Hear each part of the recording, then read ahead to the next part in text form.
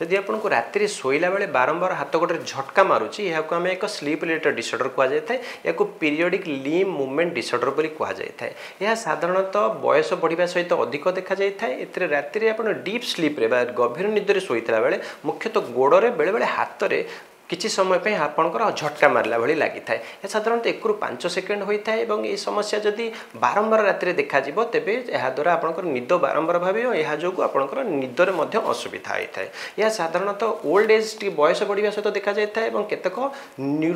शारीरिक समस्या जमीक आम एनीमिया होगा ब्लड रक्तहीनता होगा फोलिक एसिड डिफिशिएंसी होगा किडनी प्रोब्लेम टू बेले बेले देखा जाए सहित किसी मेडिसिन साइड इफेक्ट जो देखा जाए यह कौन गोटे बड़ समस्या नुहे ए बेसी व्यस्त हवा दरकार नुह किंतु जदि यही समस्या बारंबार ये झटका मारुचे और आपंकर राति निद भांगुचे से मानसिक रोग विशेषज्ञ पाखक परामर्श करने को आसतु यार ट्रिटमेंट आम केतक स्पेसिफिक मेडिसिन यूज कर